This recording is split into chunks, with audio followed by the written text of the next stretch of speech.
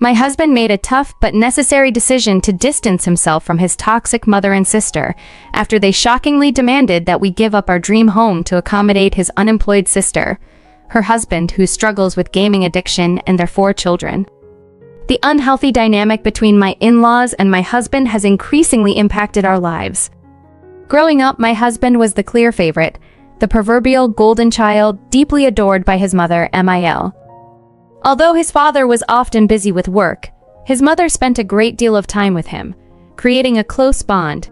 On the other hand, his sister, Mia, didn't receive the same level of attention, which I believe has led to some underlying tensions. Despite this, my husband has always strived to be a supportive older brother, often stepping in to help Mia. However, both MIL and Mia have exhibited behavior that crosses boundaries. When William and I began dating, he had just graduated from college and was living in the same house as his family, who had given him his own floor for privacy. This arrangement allowed him to invite me over, including for overnight stays. Unfortunately, Mia frequently intruded into our room in the mornings without knocking, sometimes catching us underdressed, and would start casual conversations as if nothing was amiss. This lack of privacy was quite unsettling for me. Understanding that living with his family could lead to less privacy, I still found it inappropriate for Mia to enter without knocking. It was a basic courtesy that was sorely missing.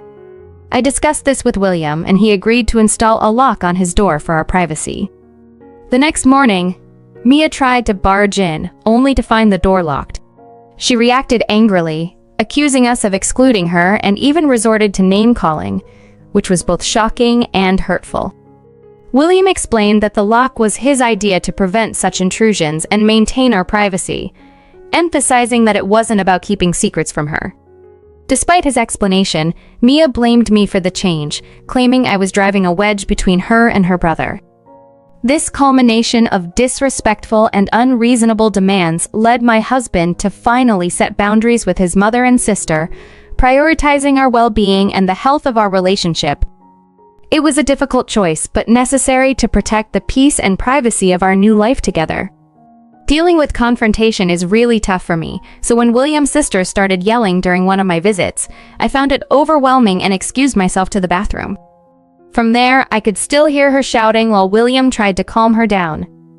Once she left, William came to check on me, apologized for her behavior, and promised he'd talk to her about apologizing to me as well. True to his word, she did apologize the next weekend I visited, albeit with a feeble excuse that she needed to urgently discuss something with William, which she thought justified her intrusion. William made it clear to her that she should respect our privacy, to which she meekly agreed. Although that particular issue was resolved, her intrusive behavior was part of a pattern. Whenever William and I had a minor disagreement, even about trivial things like movie choices, if his sister was around, she'd suggest that William should date someone more similar to him, hinting that we weren't a good match.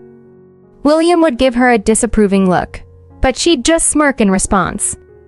Another troubling habit of hers was to ask me probing, uncomfortable questions about my past relationships, trying to undermine my self-esteem with comments comparing me unfavorably to William's ex-girlfriends. These uncomfortable interactions happened whenever we were alone, and over time, I began to see them as her attempts to belittle me. Initially, I kept quiet, but one day, fed up, I retorted that I preferred my ex-boyfriend's family because they weren't as nosy or overbearing as William's. This response seemed to take her by surprise and momentarily stopped her taunts. My statement, harsh as it was, reflected the strained dynamics I endured since entering William's life. Initially, his mother MIL ignored me, but as our relationship progressed, she started to behave as if I was stealing her son. During family gatherings, she would deliberately overlook my presence. William noticed this and attempted to address it with her, but she remained unchanged in her demeanor. MIL even labeled me as stuck-up and spoiled, attributing this to my private school education, contrasting with her background as a special education teacher. She even tried to dissuade William from marrying me, urging him to find a better partner. Despite this, William proposed to me, disregarding his mother's and sister's opinions. When they learned of our engagement, both MIL and his sister panicked and reached out to me. Both MIL and his sister panicked and reached out to me, suggesting that marrying William was a mistake, and that I should end the relationship and return the engagement ring. Their suggestion felt absurd and intrusive, especially since my feelings for William were genuine, and I was committed to building a life with him. When MIL and Mia realized they couldn't convince me to end my relationship with William, their attitudes shifted. MIL begrudgingly told me that I should strive to be the best wife for William and take care of him just as she had done over the years. While I found her words a bit offensive, I chose not to dwell on them too much. On the other hand, Mia went on the offensive, accusing me of being a gold digger and claiming that William deserved someone of higher status. She even threatened to expose me before the wedding to prevent us from marrying. Feeling overwhelmed, I immediately discussed the situation with William. He was shocked by the harshness of his family's comments. William argued with them, but Mila and Mia remained firm in their belief that I wasn't good enough for him.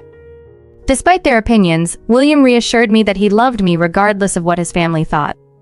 Although his support was comforting, I was still hurt by the lack of acceptance from his family.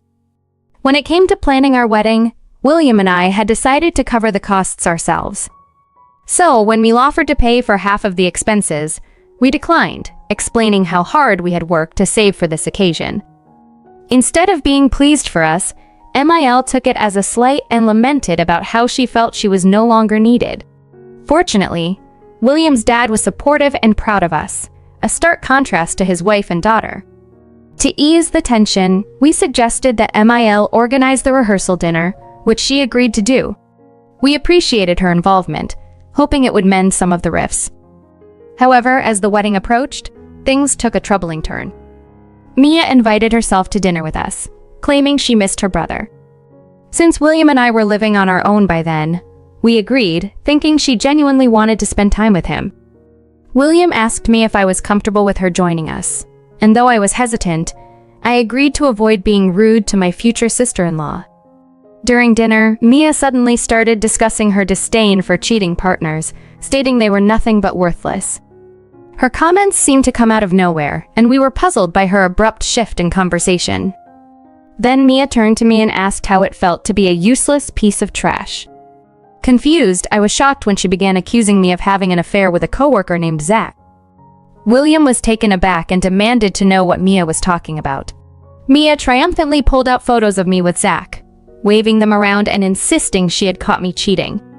I knew I had never been unfaithful to William, so I was curious about why Mia thought I was involved with Zach. Looking at the photos, they seemed innocuous. Kevin and I were close colleagues, but only because we had started at the company around the same time and supported each other to avoid mistakes. Kevin was in a committed relationship, which William was aware of. I didn't have a lock on my phone and had always been open with William about my coworkers. The photos Mia had taken, showing me with my colleagues in casual settings, were being twisted into evidence of an imaginary affair. I was furious that she was trying to damage my reputation and jeopardize my relationship with William with these false claims. Before I could defend myself, William, clearly shocked and upset, stepped in. He asked Mia why she was following me and taking pictures of me with my coworkers without anyone's consent. Mia tried to justify her actions by saying she wanted to investigate me because she didn't believe I was of the right status and was worried I was marrying William just for his money. William firmly told Mia that her accusations were unfounded and that she was creating unnecessary drama. He urged her to stop spreading lies and causing harm to our relationship. Despite his attempts to reason with her, Mia continued to yell that there was an obvious affair. I tried to explain that we were just colleagues, but she refused to believe me. The situation escalated and I finally had enough. I told Mia that I would file a police report against her for illegally taking my pictures and stalking me. Her face turned pale as she asked if I was serious. I told her that I had evidence of her unauthorized surveillance and attempts to defame me with her ridiculous lies. Mia then pleaded with William, saying she had only acted out of concern for him, and that filing a case would damage her career and future. I told Mia that if she stayed out of my life, I wouldn't file the report. Realizing there was no other way out, Mia reluctantly agreed to stay away from me. William supported me and told Mia she should be grateful I was willing to drop the issue. Since then, Mia and I haven't spoken, though William still maintains a relationship with her. The second incident happened the night before our wedding during the rehearsal dinner. MIL had insisted on organizing it herself and refused our offers to help with the preparations. When we arrived, it was clear that the event wasn't up to our expectations. The dinner was held on picnic tables covered with plastic tablecloths, and the food was cold Mexican fare. MIL seemed visibly upset throughout the evening, which made the celebration feel uncomfortable. As the night went on, she got drunk and began acting inappropriately, further souring the mood of what was supposed to be a joyful occasion. During the rehearsal dinner, things took a turn for the worse. MIL, who had insisted on handling the event herself, made a point of complaining to the other guests about how stressful the wedding planning had been, even though she hadn't contributed financially or been involved in the preparations.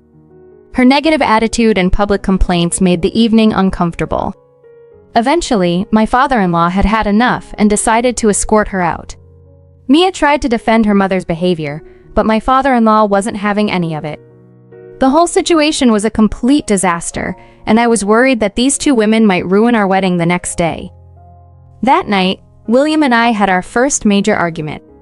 I told him firmly that he needed to uninvite both Mia and MIL from the wedding because their behavior made it clear they would do something to upstage us.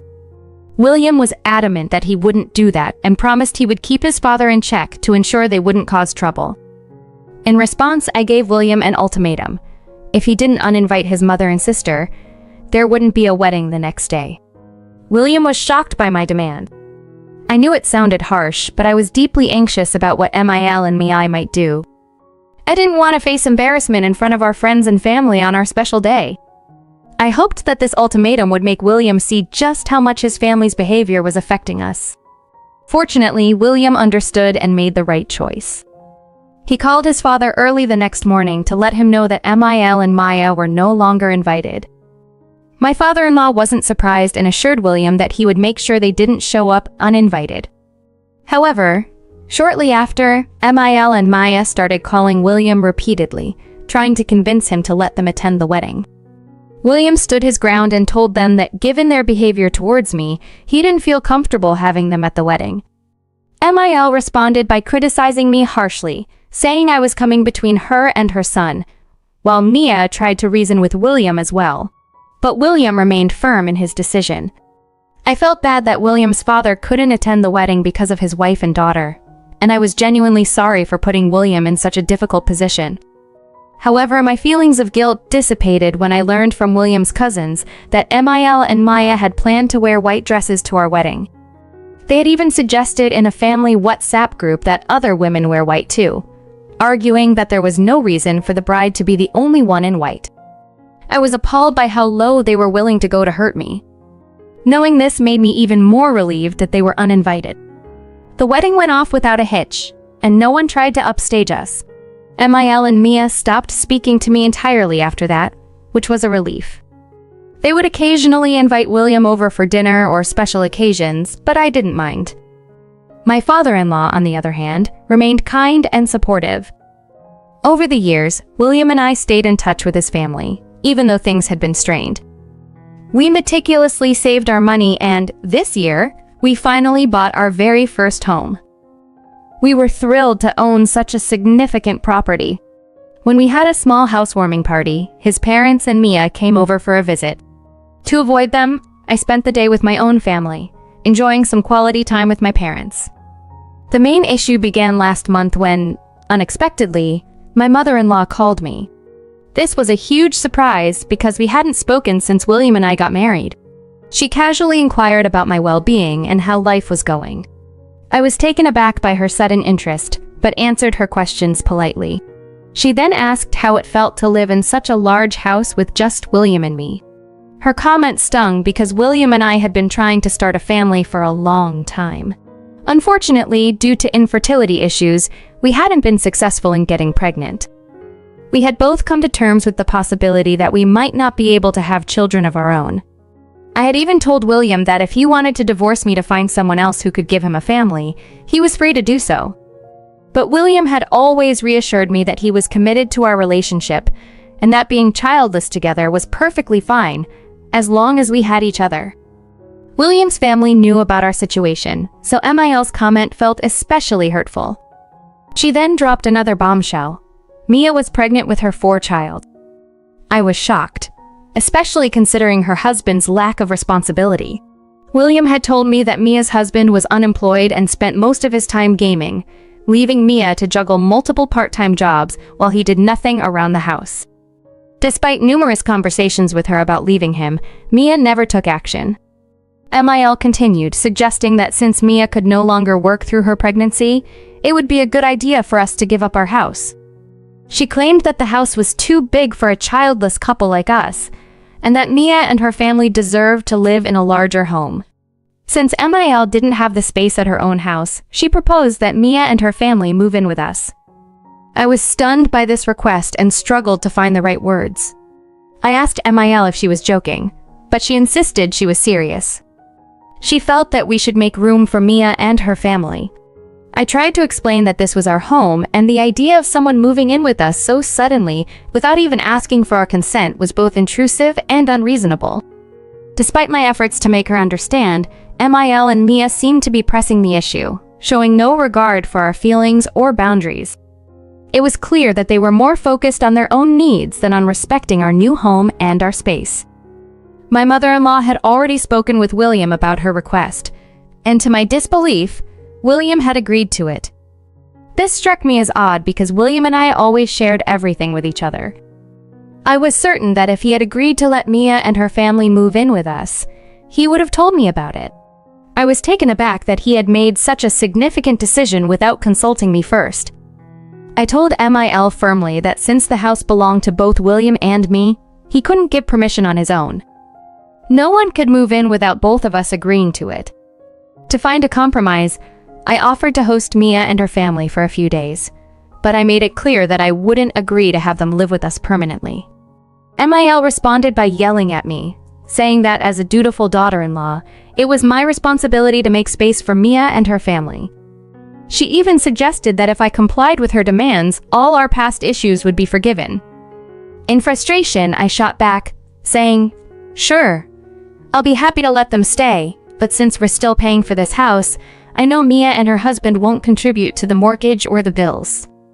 If you want them to move in, you should take some responsibility and help cover their expenses. If you could pay the mortgage, that would be a start, and we could handle the bills. Since you only have one job, when are you planning to get a second one to cover the costs?" MIL erupted in anger, accusing me of being unreasonable. I replied that it was just as unreasonable for her to expect us to support Mia's family without any help. The conversation ended with her hanging up on me, clearly frustrated that I wasn't giving in to her demands. Shortly after, Mia called me, fuming about my request for her mother to help pay the mortgage. She accused me of being a gold digger. I countered by saying that it was she who was being unreasonable, trying to move in with us without offering any help. I told her that if she wanted to see who the real gold digger was, she should look at her partner, who did nothing to support her. Mia's anger seemed to subside after that, and I stood firm, telling her that I would not allow her family to move in unless they contributed to the mortgage. She accused me of being heartless and prioritizing money over family, but I felt a sense of relief and empowerment for standing up for myself and asserting control over my home. My husband and I need to have a serious conversation about how his mother, MIL, has been handling things. It's become clear that this situation has dragged on far too long. It's frustrating how MIL has been deceitful, manipulating her own son just to get her way. SIL, my sister-in-law, is basically a pawn in this scheme, following her mother's orders in hopes that MIL will favor her more.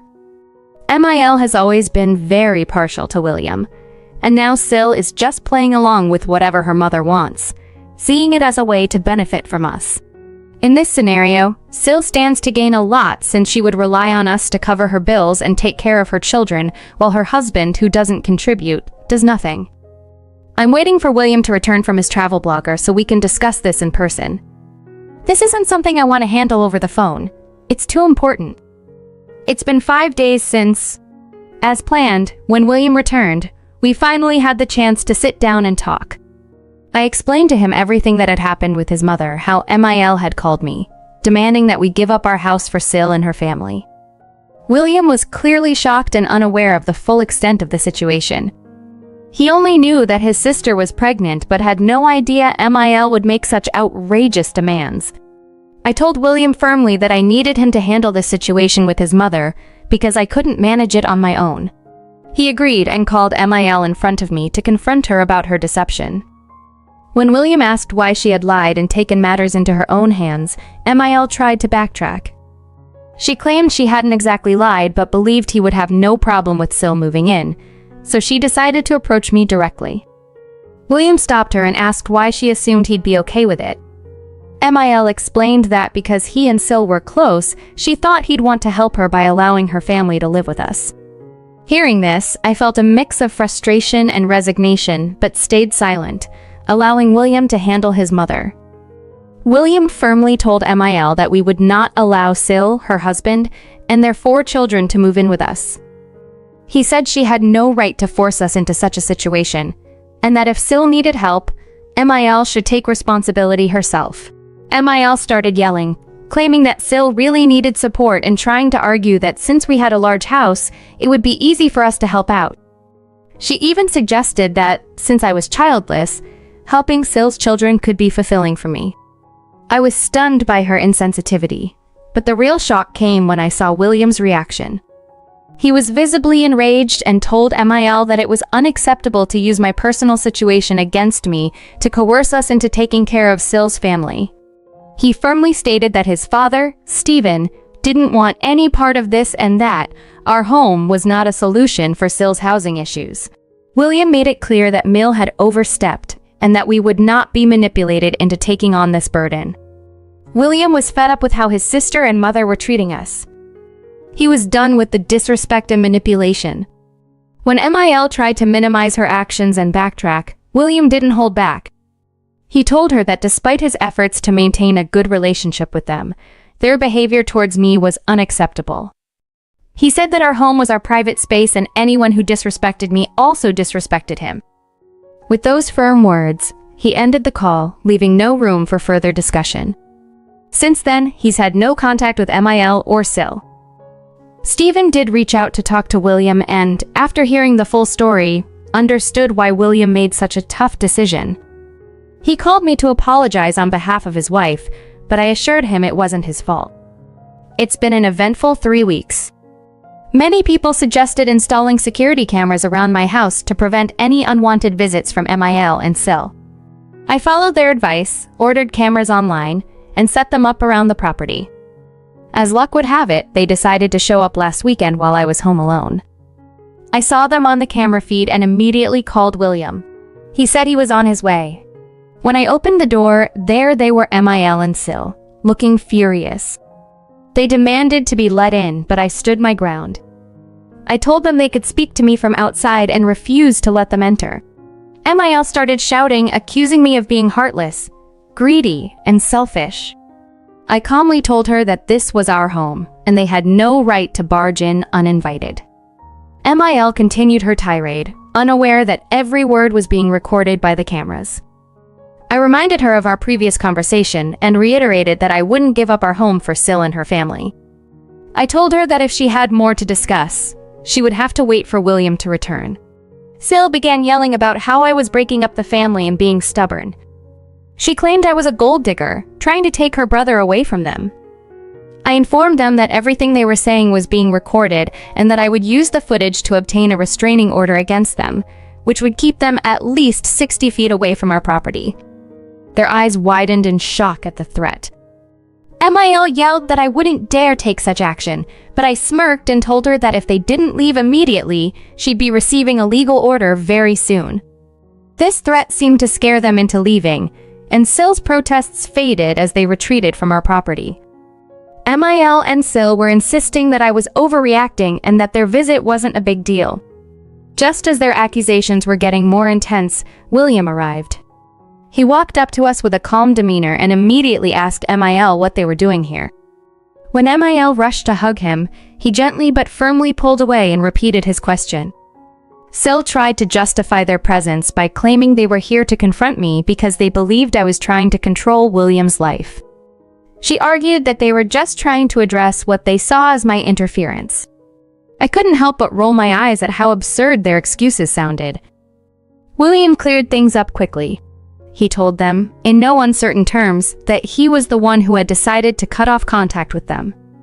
It wasn't my influence or control, it was his choice. MIL began begging William to forgive her, but he remained firm. He told them they needed to leave immediately, or he would call the police. Their shock was palpable. Clearly, they hadn't expected William to take such a strong stance.